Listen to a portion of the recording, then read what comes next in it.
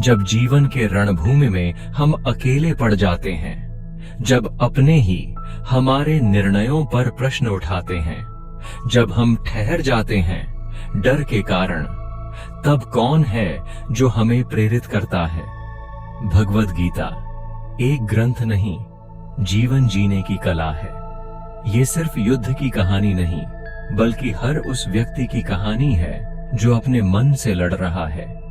आज के इस आध्यात्मिक यात्रा में हम जानेंगे गीता का गहरा सार, श्लोकों के माध्यम से, भावनाओं के साथ और अपने जीवन से जुड़ी सीखों के साथ।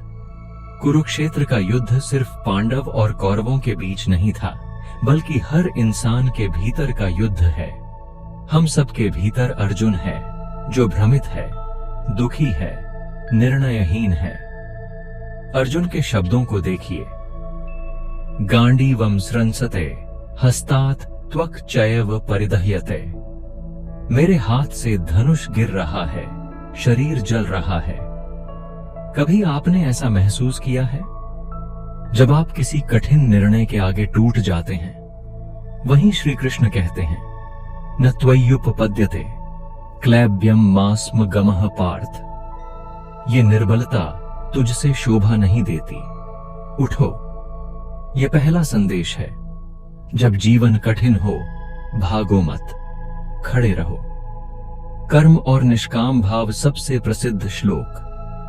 कर्मण्येवाधिकारस्ते मा फलेषु कदाचन। तेरा अधिकार सिर्फ कर्म पर है, फल कैसा होगा यह तू नहीं तय करेगा। लेकिन आज हम उल्टा सोचते हैं, अगर प्रमोशन नहीं मिला तो क्यों मेहनत करें, अगर लोग नहीं समझे तो क्यों अच्छा बने। भगवद गीता सिखाती है, कर्म को पूजा समझो, फल की चिंता ना करके कर्म करने वाला सच्चा योगी है। एक कहानी। एक किसान रोज सुबह सूरज उगने से पहले खेत में जाता था। लोगों ने पूछा, तू इतनी मेहनत क्यों करता है? वो बोला, मेहनत मेरा धर्म है, फल तो भगवान की मर्जी है। आत्मा का रहस्य हम जीवन में सबसे ज्यादा डरते हैं, मृत्यु से। लेकिन श्री कृष्ण कहते हैं, न जायते म्रियते व कदाचित। आत्मा कभी पैदा नहीं होती और कभी मरती नहीं। हम शरीर नहीं हैं, हम आत्मा हैं, शुद्ध, शांत, अमर। सोचिए, जब कोई हमें अपशब्द कहता है, क्या वो हमारे शरीर को चोट पहुंचाता है या आत्मा को? अगर हमें आत्मा की पहचान हो जाए तो दुख, गाली, अपमान ये सब हम पर असर ही नहीं करेंगे। सुख दुखे समय कृत्वा लाभालाभो जया जयो। सच्चा योगी वह है जो सुख दुख, लाभ हानि, जीत हार में एक समान रहता है।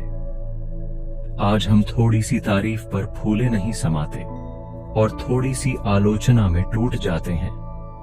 गीता कहती है, अगर मन को स्थिर कर लोगे तो जीवन की लहरें तुम्हें डुबा नहीं पाएंगी। भक्ति और समर्पण। सर्वधर्मान परित्यज्य मामेकम शरणम व्रज। जब सब छोड़ दो, थक जाओ, तब सिर्फ एक ही उपाय है, ईश्वर की शरण। समर्पण कोई कमजोरी नहीं, बल्कि सबसे बड़ी शक्ति है।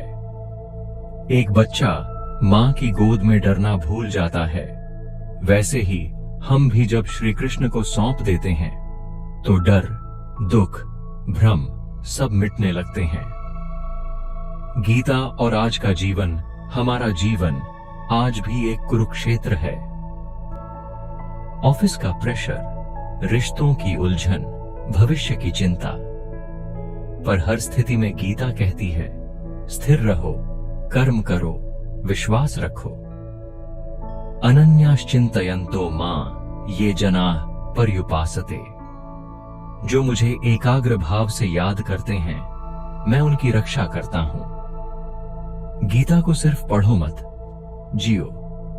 हर सुबह इसका एक श्लोक जीवन बदल सकता है।